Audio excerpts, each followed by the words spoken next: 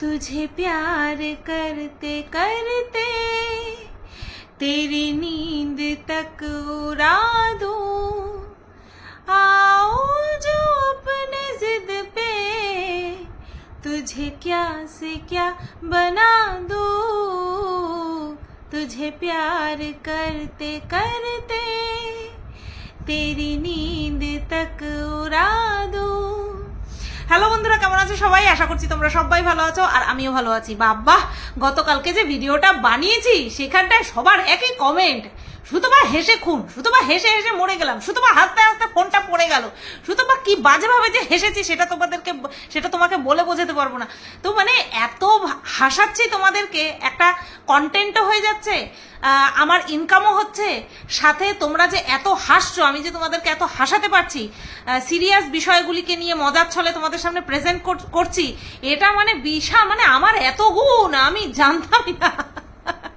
তো যাই হোক বন্ধুরা, আজকে যে ভিডিওটা নিয়ে এসেছি সেটা তো অবশ্যই বুঝতে পারছো টাইটেল থাম্বনেল দেখে, বন্টুকে নিয়ে বলতে এসেছি।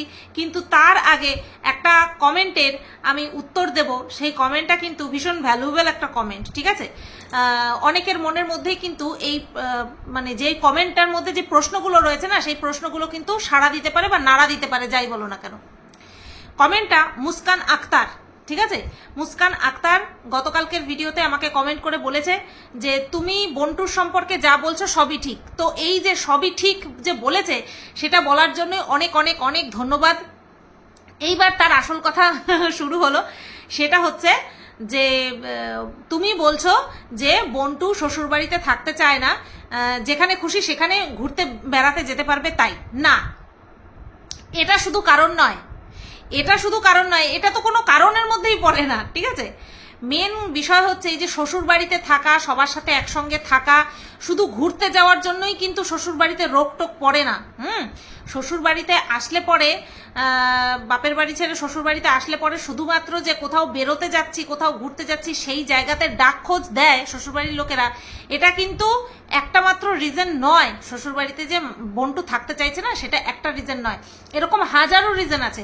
যেরকম কিনা সকালবেলা টাইম টু টাইম ঘুম থেকে ওঠা, আর গ্রামের বাড়িতে মানুষ একটু তাড়াতাড়ি ওঠে। ইভেন এটা বলা ভুল, গ্রামের বাড়িতে মানুষ তাড়াতাড়ি ওঠে, কারণ যারা কাজবাজ করে, ঘরের যে কোনো সদস্য কাজ করে, অবশ্যই কাজ করতেই হবে, আর্নিং মেম্বার সে দুজনেই হতে পারে, তারপরে সন্তানাদি থাকলে তারা স্কুলে যাওয়া। কিন্তু এখন তো ওদের এরকমটা কোনো কিছু নেই।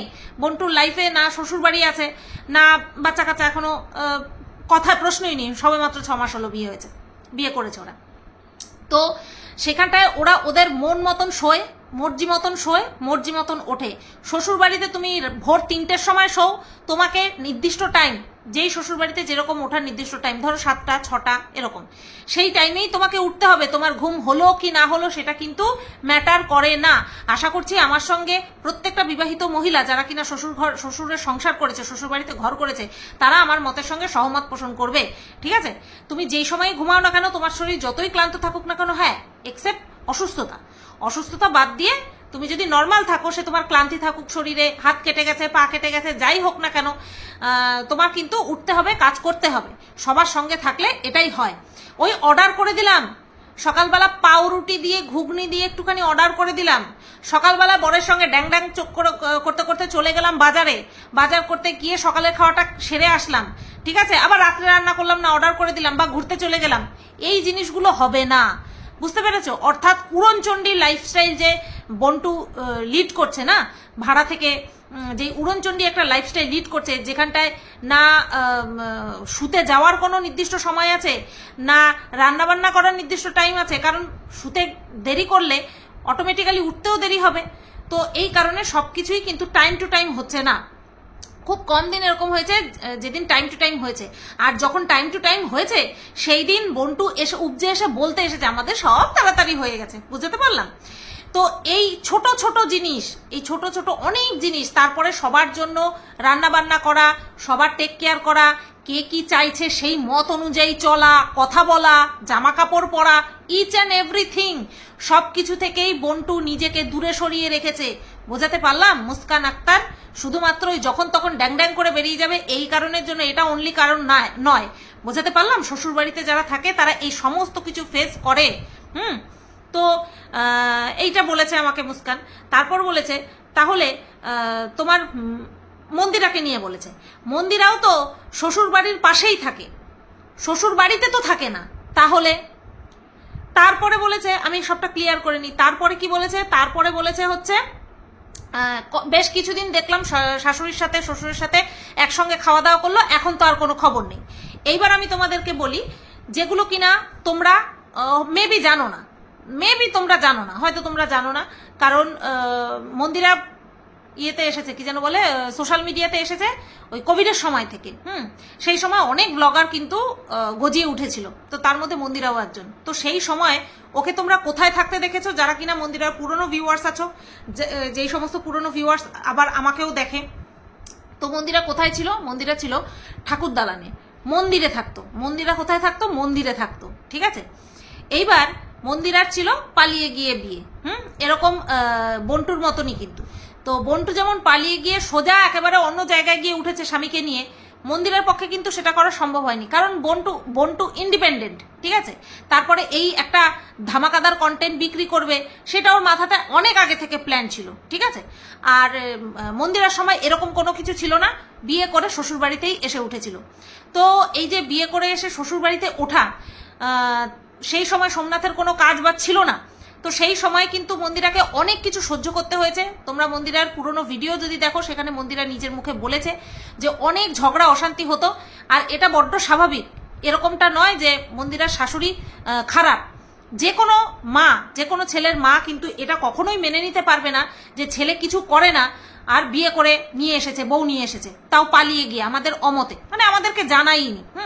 তার মধ্যে মন্দিরার শ্বশুরবাড়ির অবস্থা যে খুব ভালো ছিল এরকমটাও কিন্তু ছিল না। তো এই সমস্ত কিছু মিলিয়ে মিশিয়ে একটা অশান্তির সৃষ্টি হয়েছিল এবং ঝগড়াঝাটি হতো, যেটা কিনা নর্মাল, ভীষণ পরিমাণে নর্মাল। এইবার যে তুমি কমেন্ট করেছো, সে তুমি একবার ভেবে দেখো মন্দিরাদের যে ঠাকুর দালানটা সেটা কোথায়, সেটা কি মন্দিরার শ্বশুর শাশুড়ি যেই বাড়িতে থাকে সেইখানটায় কি না? তো তার মানেটা কি? মানেটা হচ্ছে মন্দিরা যেখানটায় আছে ওইটাই হচ্ছে আদি জায়গা, ওইটাই হচ্ছে শ্বশুরবাড়ি, আসল শ্বশুরবাড়ি। বুঝতে পারলাম? কারণ মন্দিরটা ওখানটায় রয়েছে। মন্দিরার শ্বশুর শাশুড়ি পরবর্তীকালে জায়গা কিনে, জমি কিনে ওই জায়গাতে গেছে, ওই জায়গায় গিয়ে বাস করছে।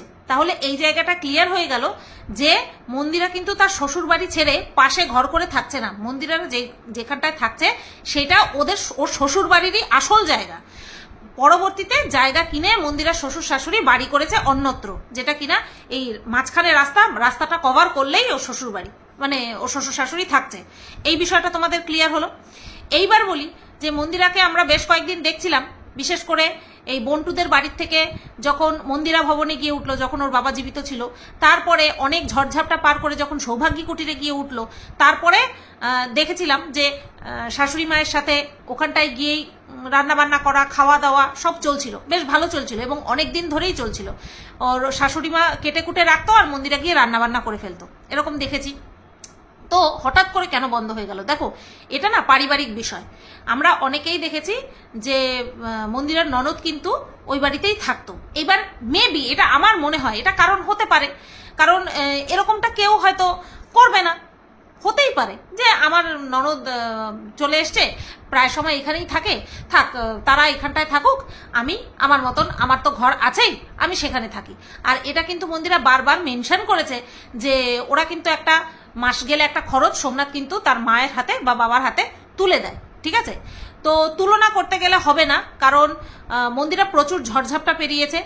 তোমরা যারা মন্দিরাকে পুরনো দেখেছো, আমি আমার হাজব্যান্ডকে নিয়ে গেছিলাম যখন, মানে জয়ীর জন্মদিনে, তখন বলছিল যে ও রান্নাঘরটা খুব ছোট। তখন আমি বললাম যে বাথরুমটা অনেক বড়, দেখেছো তো? বলছে হ্যাঁ বাথরুমটা অনেক বড়। তখন আমি বললাম যে বাথরুমটা অনেক আগে তৈরি করা, জীবনে ভাবেও নি মন্দিরা হয়তো যে সৌভাগ্যী কুটির খাড়া করতে পারবে। তো সেই কারণে বাথরুমটা একটুখানি বড় করে করেছে। এবার বাথরুম বড় করে করতে গিয়ে রান্নাঘরটা ছোট হয়ে গেছে, খুব স্বাভাবিক সেটা। তো যে কিনা এত ঝড়ঝাপটা পেরিয়ে ওখানটায় থেকে নিজের একটা পরিচিতি গড়ে তুলেছে সোশ্যাল মিডিয়াতে, তারপরে সৌভাগ্যী কুটির দাঁড় করিয়েছে। তো আমার মনে হয় না এই বন্টু, যে কিনা একদম পুরো তৈরি করা চ্যানেলটা হাতে পেয়েছে, ইয়েস পুরো তৈরি করা চ্যানেল, মন্দিরা সাহচর্যে গড়ে ওঠা চ্যানেল, তো ওর সঙ্গে ওর তুলনা হয় না। বুঝতে পারলাম মুস্কান? আর তুমি বলেছো যে তুমি চেয়েছিলে যে আমরা তিনজন যাতে একসঙ্গে হয়ে যাই। কিভাবে হবে? কিভাবে হবে? বন্টু তো চায় মন্দিরার কোলে একা বসে থাকবে, একা মন্দিরার কোলে বসে থাকবে। সেটা কি সম্ভব? আর প্রয়োজনে সুতপাদিকে ব্যবহার করবে। তুমি এত কিছু জানার পরেও কিভাবে এটা চাও? আমি আমার মনে তখনই প্রচন্ড পরিমাণে কষ্ট হয়েছে, আঘাত লেগেছে এবং একটা দাগ কেটে গেছে যখন কিনা ওর হাজব্যান্ড, ওর নোংরা হাজব্যান্ডটা আমাকে নিয়ে নোংরা নোংরা কথা বলছিল আর বন্টু সেখানে মদত জুগিয়েছিল। ঠিক আছে, ওই কথাটা শোনার পরে, ওই আওয়াজটা আমার কানে যাওয়ার পরে না আমার বন্টুর প্রতি আর ভক্তি নেই। আমি বলতে পারি না, কেউ বলতে পারে না ভবিষ্যতে কি হবে না হবে, কেউ বলতে পারি না আমরা। এমনটাও হতে পারে যদি বন্টু সত্যি, আমার কাছে আমি পরিষ্কার ভাই, যদি আমি দেখি বন্টু কোনোদিনও সত্যি সত্যি অনুতপ্ত বোধ করছে, সেই দিন আমি হয়তো ওর সাথে কথা বলবো, তার আগে না। আমি এটুকু তোমাদেরকে বলে রাখলাম। যখন নোংরামো করেছে, সেই নোংরামিতে মদত জুগিয়েছে, সেই নোংরামির সঙ্গ দিয়েছে, সেখান থেকে যদি বেরিয়ে এসে সত্যি সত্যি ক্ষমা চাইতে পারে, মন থেকে যদি অনুতপ্ত হতে পারে, ও বড় ব্লগার, আই ডোন্ট কেয়ার। ও এখন প্রচুর ভিউজ কামাচ্ছে, আই ডোন্ট কেয়ার। আমার কাছে ওগুলো মাইনে রাখে না, একদমই মাইনে রাখে না। ও যত বড় ব্লগারই হয়ে যাক না কেন, আমার কাছে ও চিটিংবাজি থাকবে, আমার কাছে ও হাত পাতা ভিক্ষে করা চিটিংবাজি থাকবে। বুঝতে পারলাম তো? পয়সা, রুতবা, ফেস ভ্যালু আমার কাছে ম্যাটার করে না। আমার কাছে ম্যাটার করে হচ্ছে বিবেক। ওর বিবেক যদি ওকে দংশন করে যে আমি সুতপাদির সঙ্গে যেটা করেছি আমি ঠিক করিনি, সেই দিন আমি আবার ওর সাথে কথা বলবো, এর আগে না, নচেত না।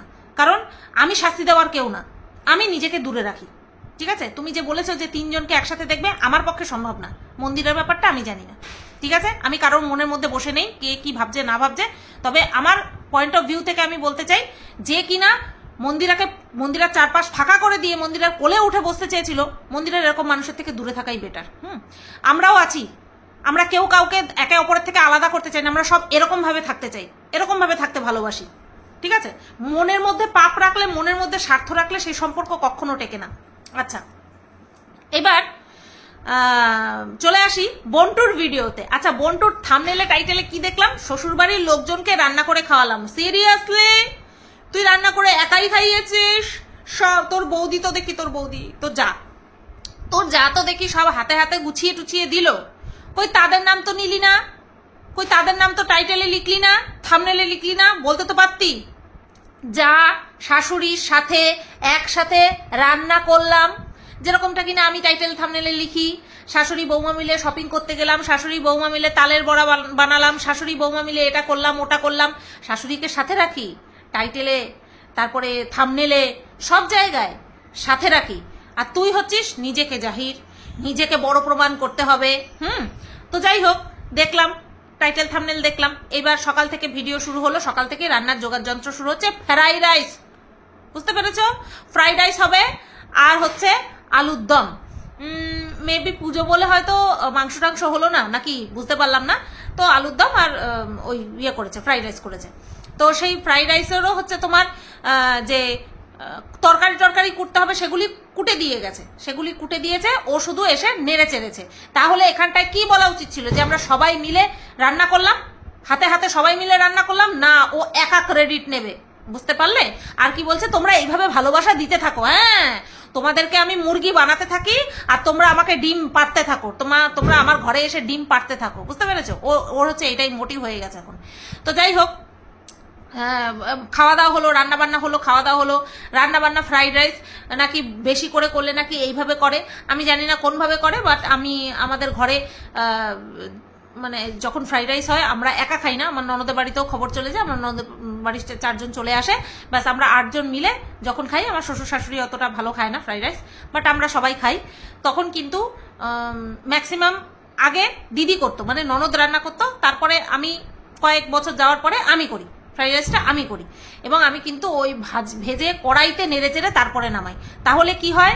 তাহলে ভাতটাও গরম থাকে, আর ভাজাগুলি তো অবশ্যই গরম থাকে, চিনিটা ভালো মতন গলে যায়, তারপরে একসাথে খুব সুন্দর হয় জিনিসটা আর কি। তো আমি তো এইভাবেই করি। আমার ননদকেও দেখেছি এইভাবেই রান্না করতে। আর যখন ফ্রাইড রাইস রান্না করি তখন ওই কোটা কাটি মানুষকে দিয়ে করিয়ে তারপরে নাম আমি কিনি না, আমি যার ক্রেডিট তাকে দিই। আমার যদি ক্রেডিট হয় আমি সেই ক্রেডিটটা নিজে দিই, আর যদি দেখি যে না ছিটে ফোটাও অন্য কেউ করেছে সেই জিনিসটা তাকে দিয়ে দিই, সেই ক্রেডিটটা তাকে দিয়ে দিই। ভাই আত্মা শান্তি পায় না আমার। তো যাই হোক, রান্না বান্না করলো, সবাই খেতে বসেছে, দেখলাম খেতে দিচ্ছে, শাশুড়ি মা খেতে দিচ্ছে। এইটাই হওয়া উচিত, এইটাই হয়। মাথা যতদিন মানে সংসারের মাথা যতদিন নড়ে চড়ে বেড়াতে পারছে, অর্থাৎ হাতে পায়ে সবল রয়েছে, রান্না তুমি যতই করো না কেন, যখন ঘরের মানে কর্ত্রী যে বা গৃহিণী যে মেন গিন্নি যে সে যখন খেতে দেয় না, তখন সেই জিনিসটা দেখতে ভালো লাগে, তাই না বলো? আমার ভীষণ ভালো লাগে। আমি তো তাই করতাম, রান্না বান্না করে নিয়ে মাকে বলতাম, মা তুমি দাও। আমাকে বলতো তুমি দাও, তুমি দেওয়া শেখো। আমার শেখা লাগবে না, তুমি দাও। এরকম প্রচুর করেছি, এরকম প্রচুর আবদার, তুমি দাও। তো যাই হোক, এইবার দেখলাম সাজাতে বসেছে। না, সাজাতে বসানোর আগে একটা কথা বলি, বন্টু ওটা কি তোর রান্নাঘর? যেখানটায় তোর শ্বশুর বাড়িতে যে রান্না করছিস দেখলাম, ওটা তো আমার মনে হলো না রান্নাঘর। বাই দ্য ওয়ে, বন্টুর যা কিন্তু শাড়ি পরেছে। আমরা তো ভিডিও করেছি অনেক পরে, আমার মনে সব বলেছে শাড়ি পরো। তো যাই হোক, শাড়ি পরেছে, মনে হলো না ওটা রান্নাঘর। ওইখানটায় একটা শোকেস দেখলাম, ওই ঘরটার মধ্যে একটা শোকেস দেখলাম, একটা খাট দেখলাম মনে হয়, তারপর বিছানা মতন দেখলাম, তারপরে জামা কাপড় মেলা রয়েছে। রান্নাঘর তো এরকম হয় না ভাই, রান্নাঘরে আর শোকেসটা যে রেখেছে এরকম ভাবে, তাহলে রান্নার ঝাঁঝগুলো সব যায় না, তেল চিটে হয়ে যাবে তো। তারপরে জামা কাপড় মেলা রয়েছে, এটা কি রান্নাঘর? আমার মনেই হলো না এটা রান্নাঘর, ওটা কোনো একটা ঘর, নিচে ওই গ্যাস ঠাস পাতিয়ে রান্না বান্না করছে, বুঝতে পারলাম। এবার ওইখানেই রান্না বান্না হয় নাকি বন্টুরা যাবে বলে ওখানটায় শিফট করা হয়েছে, এটাও একটা প্রশ্ন। এই ঘর নিয়ে গতকালকে ভিডিওতে একজন কমেন্ট করেছে যে যা ঘর বাড়ি দেখলাম তাতে করে মনে হলো না যে ওখানে ওই ঘরে এসি লাগানো থাকতে পারে। না, এটা কোনো কথা না, এসি লাগানো থাকতেই পারে। এসি লাগানোর জন্য ঘর ইলাহি হতে হবে এরকমটাও না, মানে হাওয়া যাতে পাস না হয় এরকম হলে পরেই কিন্তু এসি লাগানো যায়। বন্টুর বাড়িতে তো ছাদ না, তারপরেও তো বন্টুর বাড়িতে এসি লাগানো আছে। তাহলে হ্যাঁ, ছাদ নেই তো বন্টুর বাড়িতে, তাহলে তো এসি লাগানো আছে, সেইভাবে ব্যবস্থা করে নিতে। আমার মনে হয় না বন্টুর বাড়িতে ছাদ আছে। আমি ঠিক বললাম কি ভুল বললাম একটুখানি কমেন্ট করো তো। যাই হোক, ঘরটা দেখে মনে হলো না যে ওটা রান্নাঘর। ওই যেটা বললাম যে বন্টু আসবে বলে হয়তো ওখানটাই রান্নাঘরের মতন জায়গা সেট আপ করা হয়েছে, কারণ রান্নাঘর ওরকম হয়, বিছানা আছে, শোকেজ আছে, আমার জানা নেই। আচ্ছা, এইবার চলে আসি সাজগোজের বিষয়। বাচ্চাটাকে সাজাচ্ছে, এই সাজগোজ বিষয় নিয়ে একটা কথা মনে পড়লো যে জয়ীর 5 বছরের জন্মদিনের সাজটা নাকি ভয়ানক হয়েছিল। আমি তোমাদেরকে একটা কথা বলেছি, জয়ীর মুখের আদল অনেক চেঞ্জ হয়েছে, এখন অনেক থু, এখন অনেক সুইট লাগে দেখতে। আর বাচ্চারা সবসময় সুইট, তবে যত বড় হচ্ছে ওর মুখের আদলটা আরো সুন্দর হচ্ছে। আর আই হেট লিপস্টিক, মানে বাচ্চাদের জন্য আমি লিপস্টিক ভীষণ পরিমাণে গায়ে চকচর করে। আর যেই বাচ্চাদেরই দেখি আমরা লিপস্টিক পরা, সত্যি বলছি আমার তার গার্জিয়ানকে বলতে ইচ্ছা করে, বেশি মেকআপ। তো বন্টুকে দেখলাম, বন্টু ওই কি জানো ওটা কি হবে, জায়ের ভাইজি, না ভাইজি হবে কি হবে আমি না, সম্পর্কে বিষয় বড্ড গোলমেলে। জায়ের মেয়ে কি হয় বলে দিও, কি হয় আমি মনে রাখবো, এবার মনে রাখবো। বোনের মেয়ে হলে পরে বনঝি, তাহলে কি জাঝি? জায়ের মেয়েকে সাজাতে বসেছে, একদম বাচ্চা মেয়ে, 3 বছর বয়স, 3 না 4 বছর বয়স। সেই বাচ্চার মেয়েটার মুখে ক্রিম তো দিয়েইছে, পাউডার সমস্ত কিছু দিয়েছে, বোঝা যাচ্ছে। তারপরে হচ্ছে তোমার দিয়েছে, আইশ্যাডো দিয়েছে, লিপস্টিক দিয়েছে, আইলাইনার দিয়েছে, কাজল দিয়েছে। আমি জয়ীকে সাজিয়েছি, একটা ময়শ্চারাইজার ক্রিম দিয়েছি, মন্দিরা দিয়ে গেছিল, একটা ময়শ্চারাইজার ক্রিম দিয়েছি। ক্রিম দেওয়ার পরে তারপরে ওই যে ল্যাকমে যে ফেস পাউডার হয় না, এরকম নিয়ে এরকম বুলিয়ে দিয়েছে, এরকম নিয়ে এরকম, মানে জয়ী যাতে বুঝতে পারে যে ওকে আমি সাজাচ্ছি। ওই পাউডার আমি দিইনি, ছোঁয়াইনি, শুধুমাত্র ক্রিমটা দিয়েছি, আর জাস্ট আইলাইনার, একটা টিপ, আর ওই লিপ বাম, আর কিচ্ছু দিইনি, বুঝতে পেরেছো?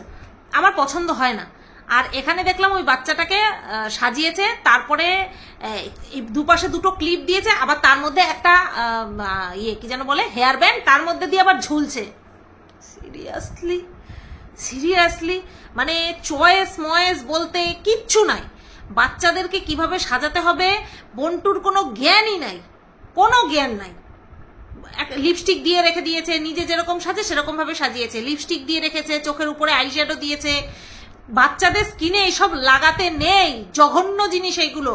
আমাদের বড়দের স্কিন, বুড়া স্কিনে লাগাই ঠিক আছে, কিন্তু বাচ্চাদের প্রচন্ড পরিমাণে সেন্সিটিভ সেল হয়, স্কিনে সেল থাকে, তো সেই স্কিনটা ছোটবেলাতেই নষ্ট হয়ে যায় এই সমস্তগুলো লাগালে। আমার মনে পড়ে না ছোটবেলায় কত বড় বয়সে এসে আমি লিপস্টিক দিয়েছি, কত বড় বয়সে এসে আমার কোনো ছবিতে আমি লিপস্টিক দেখিনি, আমার মা বাবা পরিয়েছে। তো যাই হোক, তো এই সাজগোজ করালো, তারপরে যাচ্ছে কোথায়, কেনাকাটা করতে। আজকে বন্টু নিজের মুখে বলেছে তাড়াতাড়ি চলে আসবো মানে কেনাকাটা করতে যাচ্ছে, ফলস ল্যাশ কিনতে গেছে যাই হোক, তারপরে দেখলাম ল্যাকমের ফাউন্ডেশন নিয়েছে। ফাউন্ডেশনটা যখন সামনে থেকে দেখালো, আমার তাও মনে হলো এটা ওর যে স্কিন টোন তার থেকে লাইট নিয়েছে, ঠিক আছে। আর যাই ছাড়ো তো, ওর যদি ইচ্ছা হয় ও সাদা হবে, ও সাদা হোক, কোনো অসুবিধা নেই। কিন্তু কি বলতো, বেখাপ্পা লাগে, তো নিয়ে আসলো। বাচ্চাটার জন্য আবারও লিপস্টিক নিয়ে এসছে, যাতে করে ওর লিপস্টিকটা না নিতে হয়। লিপস্টিক নিয়ে এসছে, তারপরে নেল পলিশ নিয়ে এসছে, তারপরে হচ্ছে ক্লিপ আর হেয়ার ব্যান্ড, এইগুলো নিয়ে আসলো। আর নিজের জন্য কি কি নিয়ে আসলো তোমরা দেখেছো, একটা মনে হয় বেস ওই পাউডার, ফেস পাউডার আমি দিই না তো সহসা, মনে থাকে না। ফেস পাউডার, তারপরে লিপস্টিক, তারপরে আইল্যাশেস, তারপরে তোমার ফাউন্ডেশন, এগুলো নিয়ে এসছে। নিয়ে আসার পরে তারপরে মেয়েটাকে জিজ্ঞাসা করছে, পরে জিজ্ঞাসা করছে না আগে জিজ্ঞাসা করছে সেটা বলছি না, বাচ্চা মেয়েটাকে সাজিয়ে গুছিয়ে দিয়ে জিজ্ঞাসা করছে, কাকি ভালো? হ্যাঁ খুব ভালো। একদিনের কাকি তো, মানে একদিনের জন্য আইছে তো, তার জন্য। বরাবরের জন্য থাক, বরাবরের জন্য জায়রে নিয়ে এরকম পাজাকোলা করে থাক। সবাই তো এত ভালো, সত্যি কপাল করে বন্টু শ্বশুরবাড়ি পেয়েছে। নতবা তোমরা ভাবো যে, আমি তো তোমাদেরকে বলেছি যে কন্ট্রোভার্সিয়াল ক্যারেক্টার এরকম, তারপরে শ্বশুরবাড়ির লোকজন চটাম করে মেনে নিল, তাই এটা কিন্তু পরম পাওনা, তাই না? ওই আগের দিন যেখানটায় কিনা ওই কারখানার মতন রয়েছে, মেশিন টেশিন, যেখানে কিনা বন্টুর ব্লাউজ সেলাই করে দিচ্ছিল ওর বর, সেখানটায় নাকি জিজ্ঞাসা করছিল, ওই দুইজন লোক বসা ছিল, বন্টুর কথা জিজ্ঞাসা করছিল যে মেশিনের কাজ জানে? বন্টুর বর নাকি বলেছে যে আমার বউ যা জানে তাতে করে ওকে কোনোদিনও মেশিন চালিয়ে খেতে হবে না। কনফিডেন্স সেই লেভেলের কনফিডেন্স। যাই হোক, এবার এই কারণের জন্যই তো সপরিবারে সবাই খুব সুন্দরভাবে ক্যামেরার সামনে এসেছে, জানে যে যেই মাল্লু কামাচ্ছে আমার বৌমা, হ্যাঁ আমাদের বৌমা যেই মাল্লু কামাচ্ছে, তাতে করে সবাই মিলে ক্যামেরার সামনে আসতে হবে। কাশ আমার শ্বশুরবাড়ির লোকগুলি এরকম হইতো সত্যি বলছি, মানে তারা মানে ক্যামেরা দেখলে মানে আবার ভিডিও করবে, আচ্ছা এরকম একটা অভাব প্রথম আমি দেখতাম, এখন সেটা দেখি না। এখন আমি বুঝতে পারি যে না, এখন একটু হলেও কমফোর্টেবল। তার মানে এই না যে টাকার লোভে, টাকা আমি আগে বেশি কামিয়েছি ভিডিওর থ্রুতে, কারণ আমি আগে অনেক বেশি ভিডিও দিতাম, খেয়ে না খেয়ে 3টে 4টে 5টা ভিডিও দিতাম, এখন একটা কুত্তা মুইত্তা, এখন একটা ভিডিও। তাহলে এখন ইনকাম আমার কোন জায়গায় এসে ঠেকেছে তোমরা বুঝতেই পারছো। তো যাই হোক, দেখলাম পাজাকোলা করে সব ঘুরতে বেরিয়েছে। বন্টু ভাল লাগছিল, মিথ্যে কথা কব না। চোখের ল্যাশেস পরে, চোখের ল্যাশ পরাটা দেখালি না তো, চোখের ল্যাশেস পরে ভালোই লাগছিল। আর তোর শ্বশুর বাড়ির থেকে তোকে যে শাড়িটা দিয়েছে সেই শাড়িটা পরেও তোকে ভালো লাগছিল, ব্লাউজের সাথে খুব ম্যাচ হয়েছে। বাট তুই তোর যা যে শাড়িটা পরেছে সেই শাড়িটা কি তুই দিয়েছিস? সেই শাড়িটা ভালো না, সেই শাড়িটা একদমই ভালো না। মানে শাড়িটা যে তোর যাকে তুই পরিয়ে দিয়েছিস না, মানে শাড়িটা যে ভালো না, লো কোয়ালিটির, সেটা শাড়িটা দেখে বোঝা যাচ্ছে। আর কোথায় তুই শাড়িটা পরেছিস কত সুন্দর লাগছে, সে শাড়িটার যে কোয়ালিটিটা ভালো সেটাও দেখে বোঝা যাচ্ছে। আচ্ছা, এইবার আসি এদের ভাষা ভূষার দিকে, মানে বন্টুর শ্বশুর বাড়ির লোকজনদের ভাষা ঠিক কিরকম। তোমরা যখন বন্টুরা ঠাকুর দেখতে বের হচ্ছে, ঠিক আছে, ঠাকুর দেখতে যখন বের হচ্ছে তখন সবাইকে দেখাচ্ছে কে কি ড্রেস পরেছে না পরেছে। এইবার বন্টুর বর নিজেকে দেখাচ্ছে আর কি জুতো পরেছে সেটাও দেখাচ্ছে। ঠিক ওই সময়টাতে আমি তোমাদেরকে টাইমটা উল্লেখ করে দিচ্ছি, 18 মিনিট 15 সেকেন্ড, ঠিক তারপরে একদম 18 মিনিট 15 সেকেন্ড থেকেই দেখা শুরু করবে। সেখানটায় ওদের বাড়ির, মানে বন্টুর শ্বশুর বাড়ির কোনো একজন মহিলার মুখ থেকে মেবি বন্টুর যা ওর শাশুড়ি, এদের মধ্যে যে কোনো একজন বলে উঠেছে পাগলা ড্যাশ। আশা করছি তোমরা বুঝতে পারছো যে আমি ড্যাশ শব্দটা কেন ব্যবহার করলাম। কারণ খুব একটা ভালোবাসা বলেনি, তো পাগলা ড্যাশ বলেছে। দেখো, গালাগালি কম বেশি আমরা সবাই মারি, কিন্তু সেটা স্থান কাল পাত্র বিশেষে। আমি একটা বান্ধবীর সঙ্গে কথা বলছি, বা ধরো আমার হাজবেন্ডের সঙ্গেই কথা বলছি, ফ্রি মাইন্ডে কথা বলছি, রেগে মেগে গালাগালি নয়, ফ্রি মাইন্ডে কথা বলছি, তখন একটা দুটো ছোটখাটো আমরা প্রায় প্রত্যেকেই দিই। কিন্তু বাড়ির নতুন বউয়ের সামনে, সর্বোপরি বাচ্চাগুলোর সামনে কে ভাই এরকম গালাগালি দেয়? তার মানে পরিবেশটা কতটা ভালো সেটা তোমরা সবাই বুঝতে পারবে। যাও যাও যাও, গিয়ে দেখে আসো। যারা যারা দেখেছো, যারা মিস করে গেছো, তারা আবারও গিয়ে দেখে আসো। 18 মিনিট 15 সেকেন্ডে তোমরা গিয়ে এই সুন্দর ভাষাটা শুনতে পাবে। বোঝাতে পারলাম? কেটে দেওয়ার আগেই দেখে আসো, কারণ ওরা ভাবতেও পারেনি যে এরকম আমরা অনেক শকুনের দল বসে রয়েছি যারা কিনা খুব সুন্দর করে ভিডিও দেখি, চিরুনি ছাট, একদম চিরুনি ছাটের মতন দেখতে থাকি, চালনি ছাট বলে না সেই, আর কানটাকেও খাড়া করে রাখি। তো তোমরা গিয়ে শুনে আসো যে গালাগালিটা দিয়েছে কিনা। একটা জিনিস তো বলতে ভুলেই গেছি, এই যে ঘুরতে যে বেরোচ্ছে, ঠাকুর দেখতে যে বেরোচ্ছে, তার আগে একটা ঘটনা ঘটেছে, সেটা নিয়ে বলতে তো ভুলেই গেছি। সেটা কি? সেটা হচ্ছে বন্টু তার বরকে খাইয়ে দিচ্ছিল। বেশ ভালো কথা, খাইয়ে দিতেই পারে, কোনো ব্যাপার না। প্রেম ভালোবাসা বেশি থাকলে পরে মানুষ এরকম করে। আর বিয়ে হয়েছে, সদ্য সদ্য বিয়ে হয়েছে, এরকমটা তো হবেই, হোক না 7 বছর ধরে প্রেম করেছে, তাতে কি? সংসারটা তো প্রথম নতুন নতুন করছে না। বিষয়টা হচ্ছে কেন খাচ্ছে, ঘুরতে যাওয়ার আগে কেন খাচ্ছে? কারণ বাইরে গিয়ে কিছু খাবে না, ঘর থেকে খেয়ে বেরোবে। কেন? কারণ বাইরের খাবার দাবার ভালো হয় না। এটা আমি নিজের পার্সোনাল এক্সপিরিয়েন্স থেকে বলতে পারি যে মেলা বলো, পুজো বলো, এই সময় কিন্তু বড় থেকে ছোট থেকে বড় যে কোনো রেস্টুরেন্টে কিন্তু গড়ে পত্তায় মারে, ঠিক আছে? গড়ে পত্তায় খাবার দেয়, এবং সেটা ভালো হয় না। পুজোর সময় তোমরা দেখতে পাবে এরকম প্রচুর ভিডিও ভাইরাল হয়ে যায়, যাদের কিনা ভিউজই হয় না তাদেরও কিন্তু এই রিলেটেড ভিডিও ভাইরাল হয়ে যায় যে খাবার ভালো না। তো এই কারণের জন্য এই যে বন্টুরা খেয়ে দিয়ে বেরিয়েছে, এটাই কি তোমাদের কারণ বলে মনে হয়েছে? নাকি বাইরে বেরিয়ে খেলে পরে বেশি টাকা খরচ হবে, সেটাও একটা কারণ বলে তোমাদের মনে হতে পারে? মানে আমার মতো মনে হতে পারে এই দুটো কারণ। যে কারণটা বলেছে সেটা অবশ্যই প্রত্যেকে আমরা ফিল করি যে পুজোর সময় প্রচুর ভিড়ভাট্টা হয়ে গেলে খাবার দাবার ভালো হয় না, কোয়ালিটি ভালো হয় না। তো সেটা বেশ ভালো যে বাড়ির থেকে বেরোলে পরে বেরোনোর সময় খেয়ে দিয়ে বেরোনো। আর আমার সেকেন্ড যেটা মনে হচ্ছে যে অনেক মানুষ রয়েছে, তাদের নিয়ে খেতে গেলে পরে একটা ভালো অ্যামাউন্ট বেরোবে, সেই কারণের জন্য হয়তো বন্টু পিছিয়ে আসলো। কেন বলো তো বললাম? কারণ এর আগে যতবার এই মানে কি বলবো পুজোয় বেরিয়েছে, বন্টু কি ঘরের থেকে খেয়ে বেরিয়েছিল? বন্টু বলিস তো, তোমরা গিয়ে বন্টুকে একটুখানি কমেন্ট করো তো, যে এর আগে তুমি কি বাড়ির থেকে, মানে যখন তুমি বাপের বাড়িতে থাকতে, বিয়ের আগের কথা বলছি আর কি, বিয়ের আগে কি তুমি ঘরের থেকে খেয়ে তারপরে বের হতে? এরকমটা কি করেছো কখনো? নাকি এখনই করছো? নাকি এখনই কোয়ালিটি ভালো দিচ্ছে না? সবসময়ের জন্যই এরকমটা হয়, অতিরিক্ত পরিমাণে যখন রান্নাবান্না হয় তখন কোয়ালিটি, গুণগত মানটা কমে যায়, ঠিক আছে? আর তাই বলে কি ফুচকাও খাওয়া গেল না, তাই বলে কি ঘুগনিও খাওয়া গেল না, গেল না।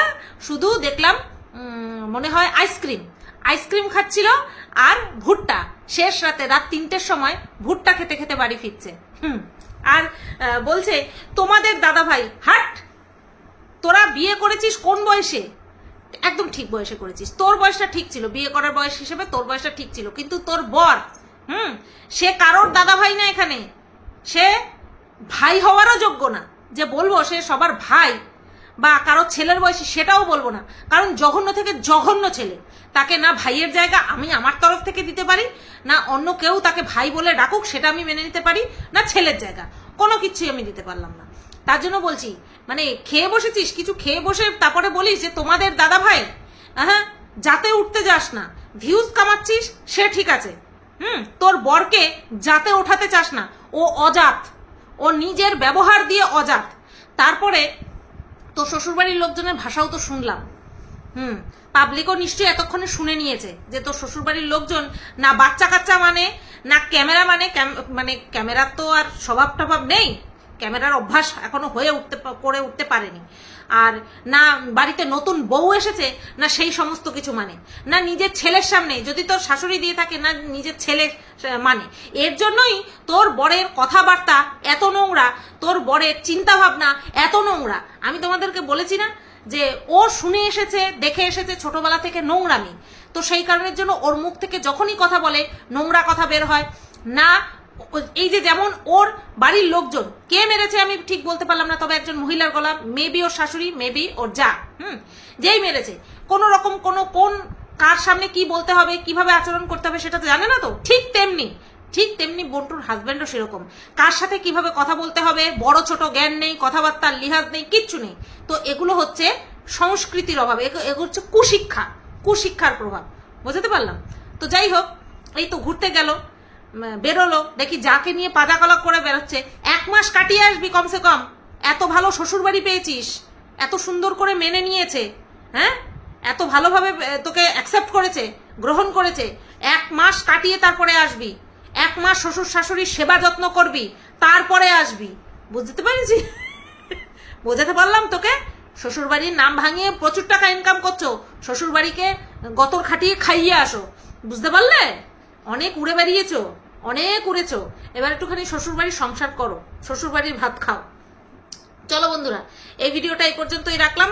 যারা যারা শুনে এসেছো এবং শুনতে পেয়েছো যে আমি যে বলেছি যে গাল দিয়েছে, অবশ্যই কিন্তু কমেন্ট করে জানিও। চলো, টাটা।